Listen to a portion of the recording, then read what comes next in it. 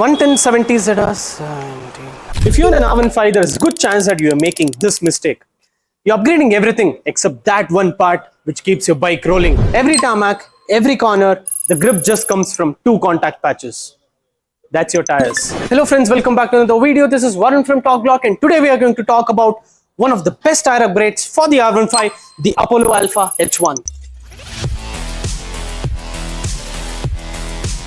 And if I owned an R15, these are the exact things which I want to know before buying a tire. The first one would be, what is a stock tire size?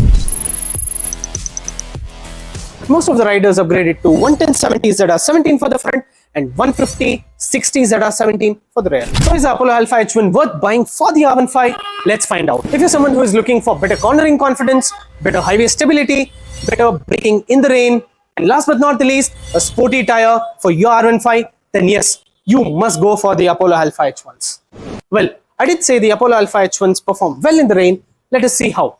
And before that, we do get this one particular question from almost all the R15 owners, like how does it perform in the rain? The Apollo Alpha H1 has an advanced thread pattern that helps move water away from the tire. That means better wet grip, more confidence in the rain, and stable during your monsoon rides. This starts just at 9,500 rupees only a set. We have helped 50,000 riders so far in the past 6 years to choose the right set to their motorcycle, and also have got more than 2,000 5-star Google ratings. You can check them too. If you're confused about the tire upsize for your R15, don't worry about it. Our tire experts will guide you. Apart from this, if you have any doubts about any tire for your motorcycle, please visit us at talkblock.com for a free expert consultation. We do ship pan India and have fitment partners throughout the country. Signing off. Bye-bye.